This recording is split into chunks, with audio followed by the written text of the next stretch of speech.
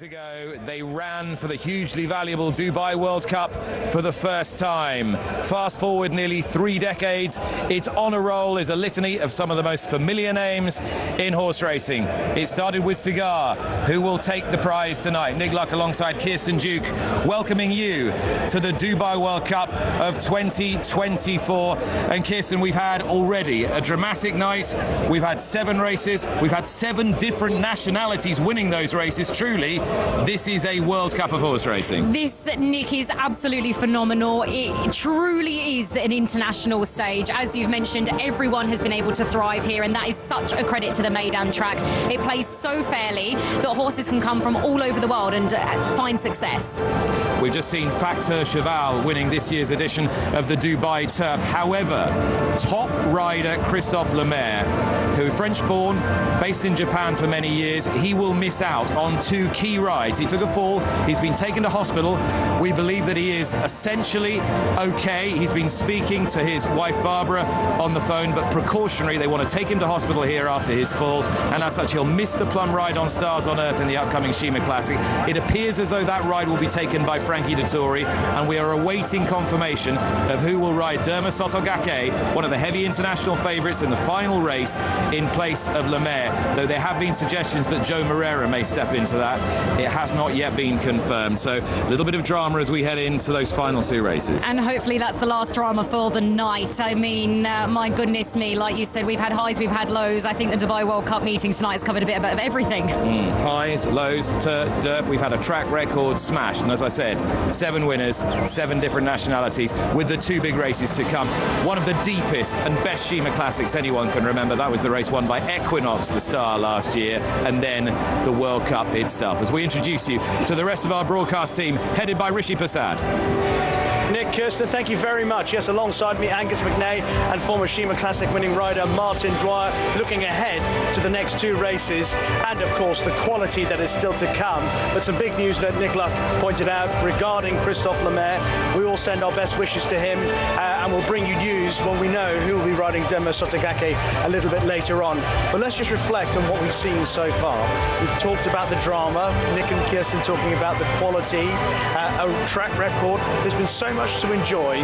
Sum it up so far, Martin. It's been epic. I mean, it's building up now to the big 2 races of the meeting, but I've enjoyed so much of it, and like we said on the dirt, the speed was holding up, and it's just been so entertaining. I just can't wait for these last 2 races. But it just shows you the ups and downs of racing. Poor Christophe.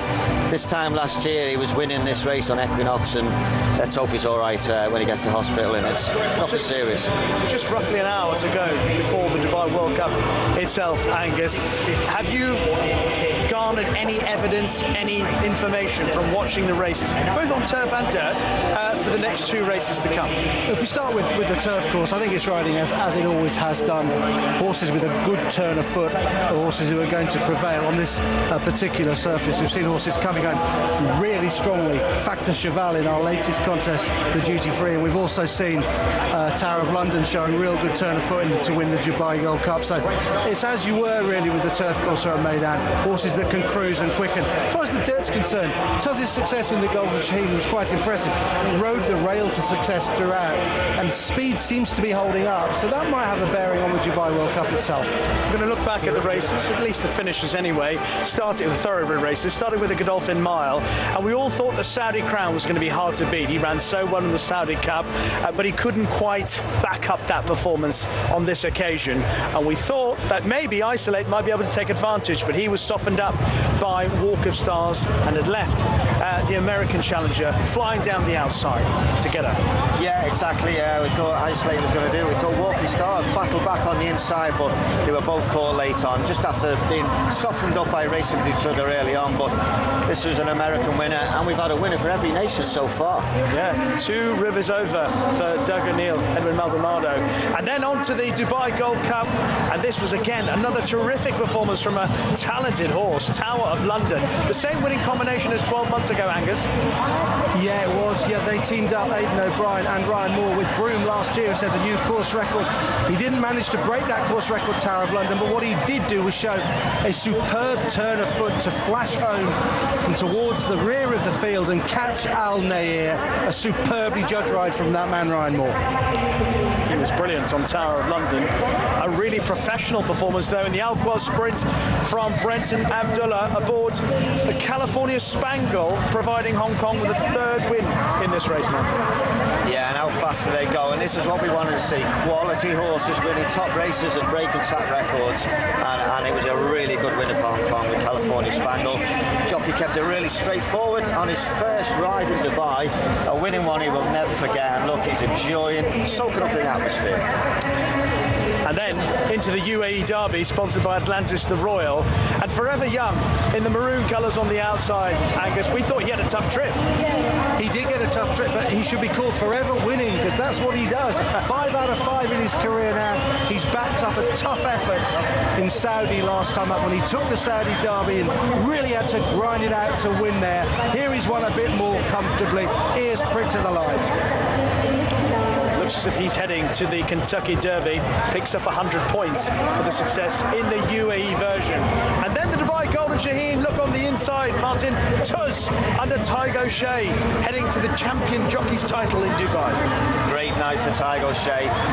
Good ride. He had a good position on Tuz early on, and he squeezed through the gap to go by and clear. Really good performance. Delighted for Tygo Shea. He's going to be 12-time champion jockey again this year. Bhupat Seema won the race a couple of years ago with Switzerland.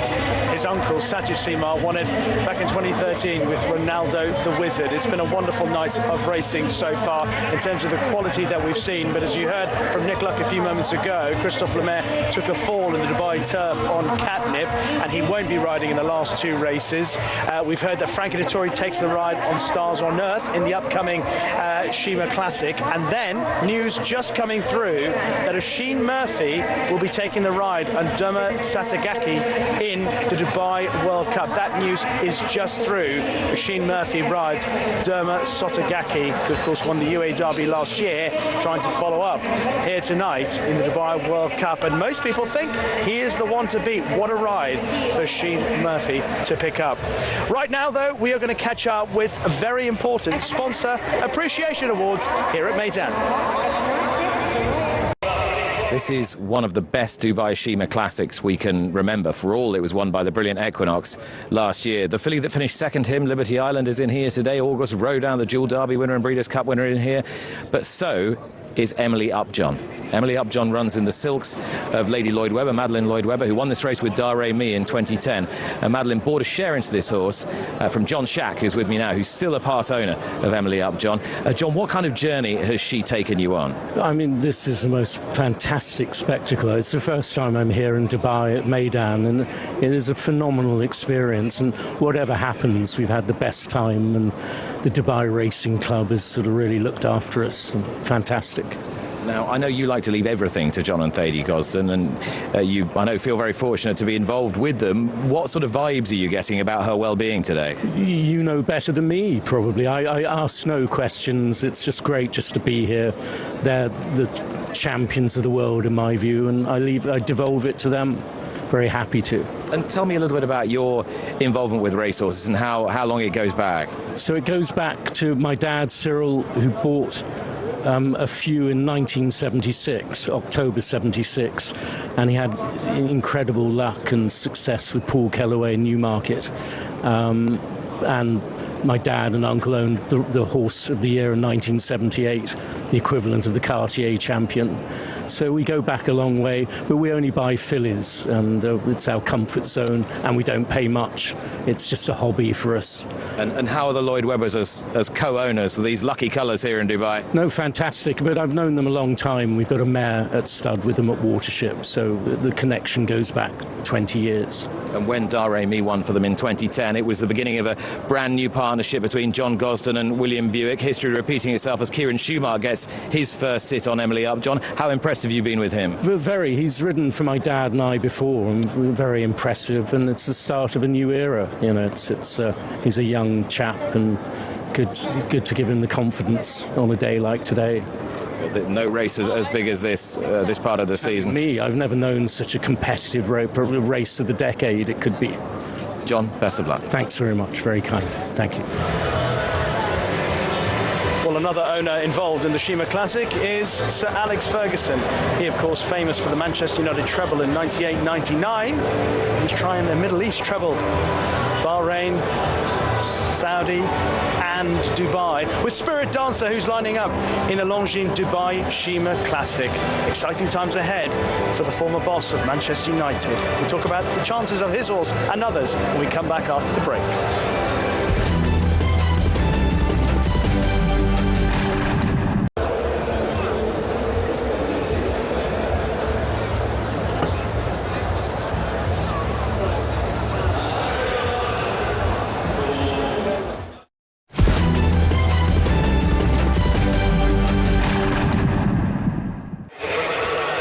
Welcome back to Meydan. We're getting ready for the Dubai Sheema Classic, but before we do, just to remind you that you still have an opportunity to take part in the Crown Jewels Racing Fantasy Competition. It is brand new. All you have to do is scan that QR code, select your 1, 2, 3 in tonight's Dubai World Cup, compete against us here, all the presenters and pundits, and against people from around the world, and you could win a prize to be at one of the Crown Jewel events in 2025. You could be here in Dubai for the World Cup next year. It would be a great opportunity, but you do have to pick your 1, 2, 3 in this year's Dubai World Cup.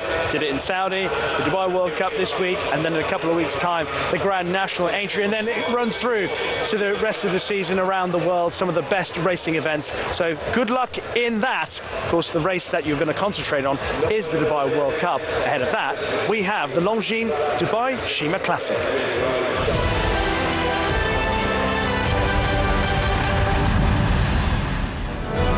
Worth $6 million, and the field is headed by Junko for Andre Fabre and Maxime Guillaume, already with a winner on the card tonight. Justin Palace for Japan, Point Lonsdale, Rebels Romance, a former Breeders' Cup winner, Shariar, former winner of this race, Simca Mi, Sisfahan, Spirit Dancer, Auguste Rodin, one of the stars of the show tonight, the dual Derby winner in 2023, Emily Upjohn, Stars on Earth, and Liberty Island, the top-class race mare from Japan. Angus, take it away. What a race this is. Really looking forward to this, Rishi. There's number 1, Junko. Andre Fabre, officially rated 117, a really useful horse. He's won 3 of his last 5 starts. Impressive in the Hong Kong Vars, where he quickened from the back in a slowly run race, showed a blinding turn of foot. He's had a prep run at Chantilly, and he'll be sharper and ready for this for the master trainer, Monsieur Fabre. Just behind is number 2, we think, and that's Justin Palace. If we're gonna, he's luckily in race card order. Been running well in Japan in Group 1 company. His last 2 wins have come over 2 miles, so I've got a feeling this 1.5 miles will be a bit short for him. Might just lack a gear. Will be running on strong, but might lack a gear to win a race of this nature. Yeah, possibly wants a little bit further. He certainly could do with a decent gallop. He boasts form behind Equinox and Dojuice in the Arena Kinnan, and looks pretty well in the parade ring. Here's number 3, Point Lonsdale for the Aidan O'Brien team. He's a front runner. He likes to get on with things. He was 3rd in the Bahrain International, but he ran quite poorly last time up in Saudi in the Neon Turf Cup. He was very disappointing there. I'm not sure he'll be fast enough to make the run in here tonight, Angus. He does like to be up front, but he's drawn in 1, and I'm not sure he'll have the speed to get there. But here we have number 7. This is Sisfahan, a German horse. In good form in Germany, mainly on soft ground. Been a little bit disappointed in his last run, got a bit too far back. They'll need to ride him closer to the pace in a race this good tonight. Yeah, he's useful at his best, I think. He was second to Sim Camille in the Grosser Prix von Berlin, third in the Dubai City of Gold as well. Running on his Spirit Dancer, rated 115. Alex Ferguson's, we know, here to see his horse run. Has had a tremendous time in the Middle East, a couple of wins, Bahrain International Trophy and the Neon Turf Cup in Saudi. He's been a real money spinner for the owners and for trainer Richard Fye. And here we have the champion, Augusta Rodin, dual Derby winner. We haven't seen him for a while since that really good win in Keeneland, Santa Anita in the Breeders' Cup under a brilliant ride from Ryan. Been off since then. He's certainly tightened up from when I last seen him working in Dundalk 6 weeks ago. Can he do it? He looks fantastic. Yeah, he's a fantastic racehorse. So is Emily Upjohn. We haven't seen an awful lot of her, but she's a top-class mare, and when she's on song, she possesses a brilliant turn of foot, and she's got a high cruising speed as well. She only ran 3 times last season. Her best, second in the Eclipse to Paddington in a very fast time. She was impressive in the Coronation Stakes, where she wore a hood, and it's back on today. And one of the other 3 fillies in the race. This is Stars on Earth. Don't forget, Frankie Dettori takes the ride instead of Christoph. He's on his way to hospital. Hopefully he's okay. But she's got pretty solid form, this filly. Japanese Guineas and Oaks winner, and she's held her form really well since. Third in the Japan Cup. She's got solid form. Has a great chance of winning this. Yeah, she ran really well in the Ree McKinnon, didn't she? And second to Doe Juice, and she's got a real chance, and so is this filly, Liberty Island. Strongly fancied here. She's rated 121. She's won 5 of her 7 starts today, including the Japanese Guineas and Oaks in 2023. Second in the Japan Cup, behind the brilliant Equinox, who won this race last year in a track record time. And that is a look at the field for the Dubai Sheema Classic, with the exception of number 6, Simca Meal. I think this horse has a chance here, Martin? Yeah, 6 in the Emir Trophy behind Rebels Romance. Probably a bit better than that. Has got some decent form in Grade 2 contests in France. That was a steadily run race, the Emir Trophy. Didn't suit this horse.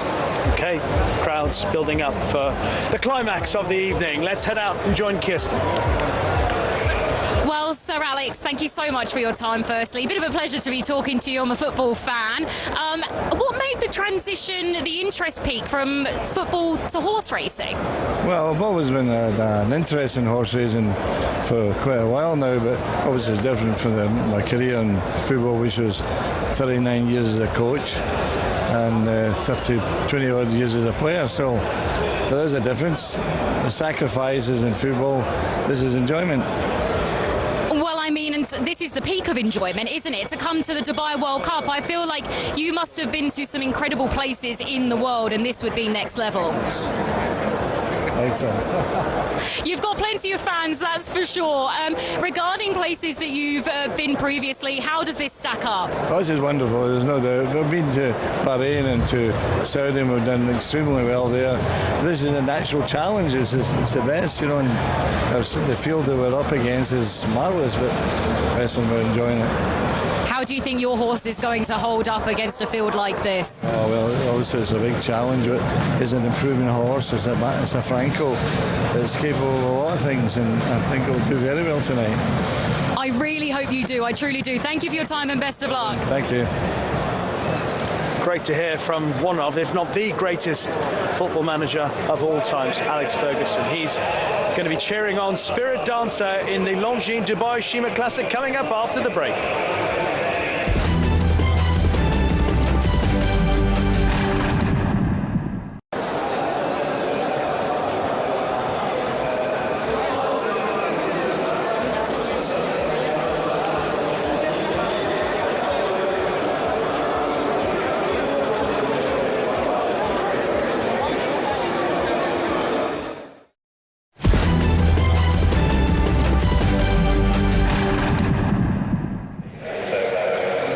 You can feel the tension, you can feel the excitement building up ahead of the Longines Dubai Sheema Classic, and in and amongst it is Nick Luck.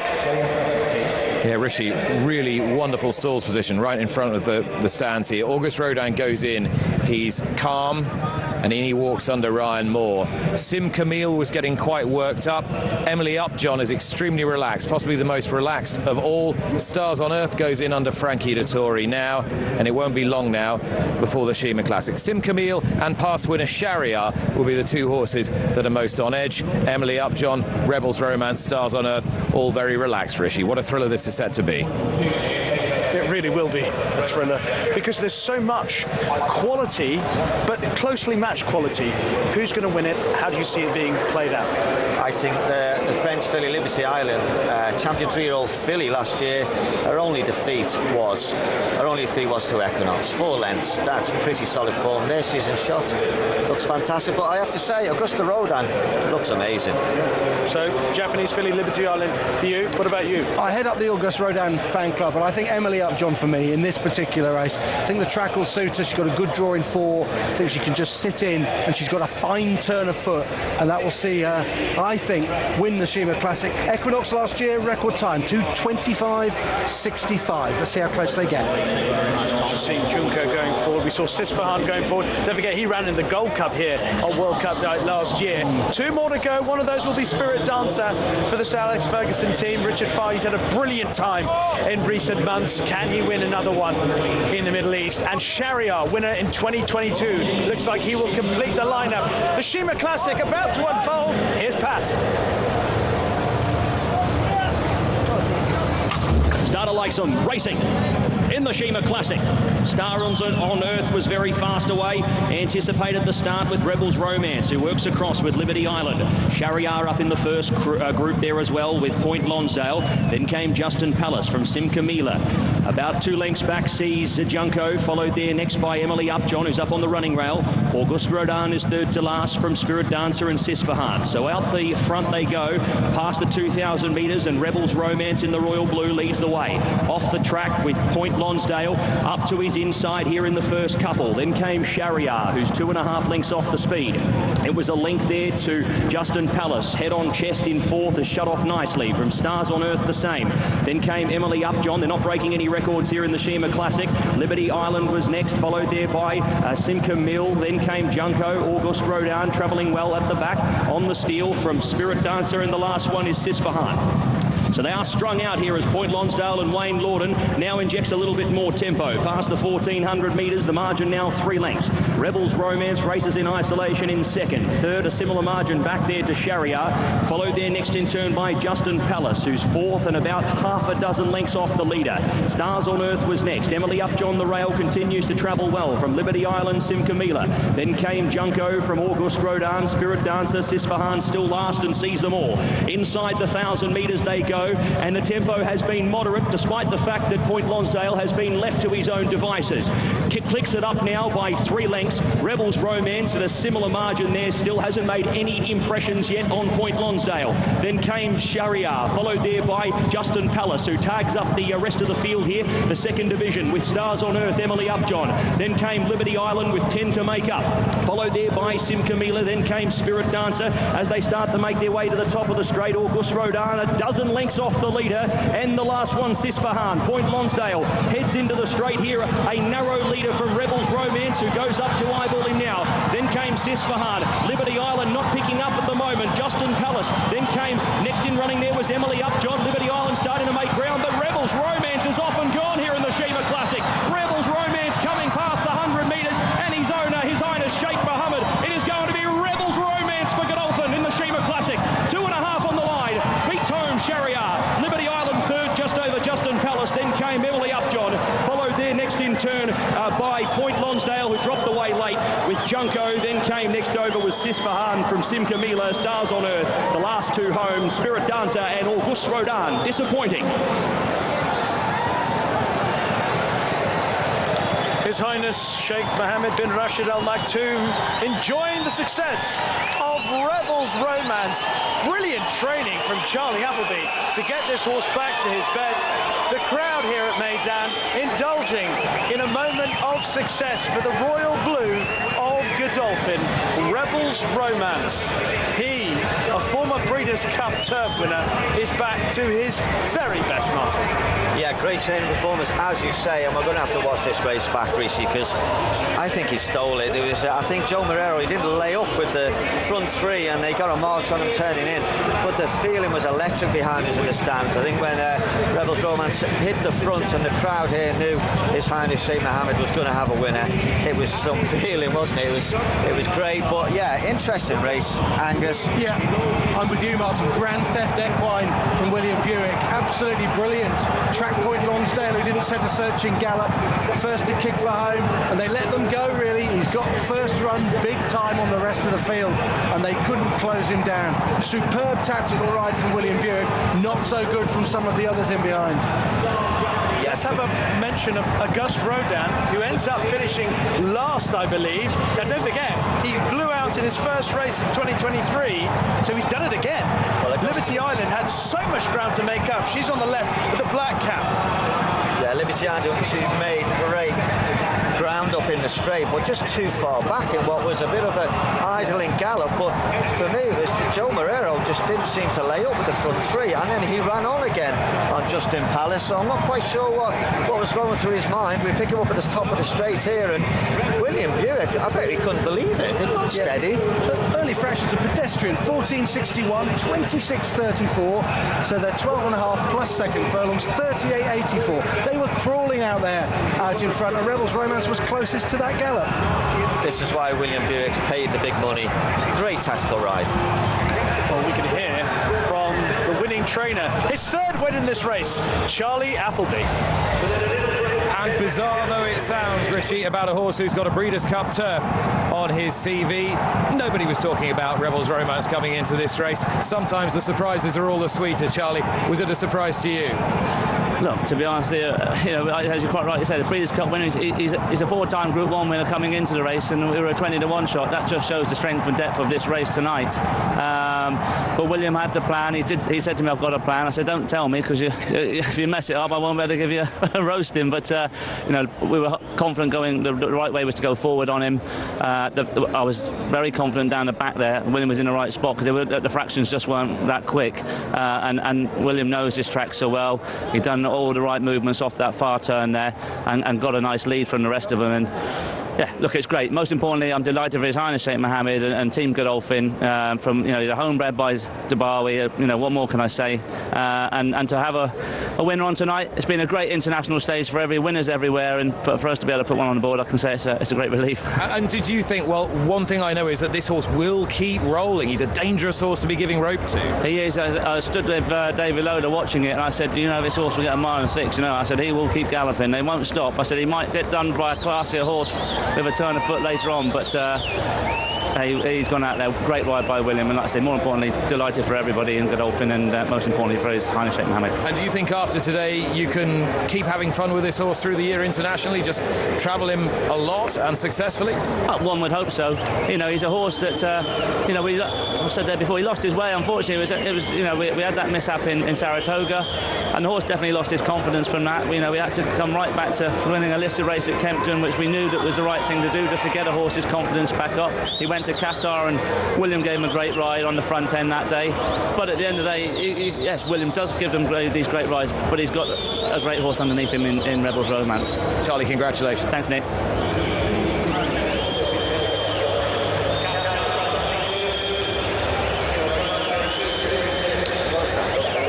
I think it's fair to say that of the three winners that Charlie Appleby's had in this race, this is the best.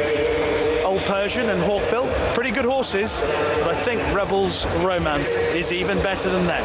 Let's hear from the winning rider, Will Buick. I can get the perspective that this mattered quite a lot to William Buick. It's as animated as you tend to see him. It really is. What a superb ride it was as well. William Buick, we're going to catch a word with him. That is a record-extending 5th win in the Dubai Sheema Classic for William Buick. I think I know exactly how much that means. William, I'm going to come in and grab a quick word. Super ride. Just talk us through how the race was won on this horse. No, it was, look, he showed in Qatar what a versatile horse he is. You know, he usually, his best form has always been held up. So Qatar, I tried something new, and you know, Charlie was very keen today to adapt similar tactics, and we got a lovely slipstream from the leaders. So look, he's a very good horse on his day, and he showed that today. So I'm absolutely delighted, and he's a great horse, and I'm just so happy that he's back to his best. Because of who is here, because of this night, because of these colours, is that what is explaining your buoyant scenes after the line, Will? Absolutely. You know, His Highness wants to see the best horses come to Dubai, and the best horses are here. So these races are incredibly hard to win. Yep. So of course I'm incredibly happy, and great for the team, great for everybody, and look, it's great to be here, and to ride a winner is fantastic. And what a training performance as well, Charlie Appleby. 3 years after this horse won the UAE Derby. It's longevity and a bit of durability there as well. Yeah, amazing training performance. You know, great job by the whole team. And yeah, look, I'm in a fortunate position to be able to ride these horses. So I think quite a few people are going to be pleased there's a winner in blue coming in. Go and show them what they want. Well done. Of course we are. Rapturous applause greeting William Buick and Rebels Romance back to the winners' enclosure here at Meydan after their win in the Longines Dubai Sheema Classic.